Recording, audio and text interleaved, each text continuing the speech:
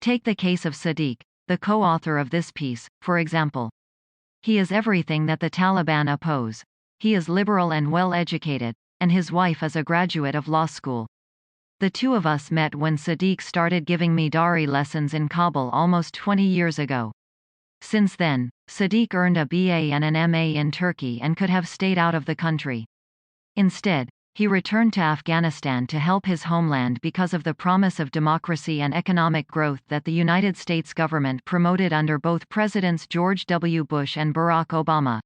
Sediq went on to work as a researcher and later research manager in Afghanistan for the United States Institute of Peace and several other international organizations. He has worked on projects for USAID, the World Bank, the UN and others. After starting his work as a translator and helping others with their research, his own work has gone on to support numerous international development projects and made it possible for some key American initiatives to move forward. For several years now, he has been receiving threats because of this work, and the homes of some of his cousins were burned down. Because, however, he has not had 2 years of continued direct employment for the U.S. government, his attempts to secure a special immigrant visa have failed. According to the SIV requirements, he has not done enough service for the U.S. since he worked as a contractor on many of these projects and thus cannot document continual service to the U.S., even though supporting U.S.-funded projects has been at the center of his work for the past decade.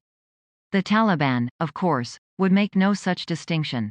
Biden's announcement is troubling news for other Afghans and leaves them asking, after the U.S. withdraws from Afghanistan, will enough diplomatic pressure be applied to keep the Afghan government intact? The Afghan government is strong enough to maintain most urban areas and, with the support of the international community, could continue to ensure basic human rights protections.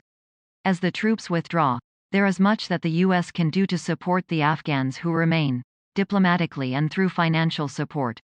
Sediq and others like him worry that the Biden administration views Afghanistan as a sinking ship with few lifeboats, that they will be left scrambling to leave the country, their departure further eroding any chance that American ideals and influence will last longer than the troop presence. It does not need to be this way. Clarity about what the U.S. will do to assist the people who helped the U.S. presence would be a good start, but even better would be assurances that the U.S. will stand by its allies in Afghanistan diplomatically and politically, even as the troops leave.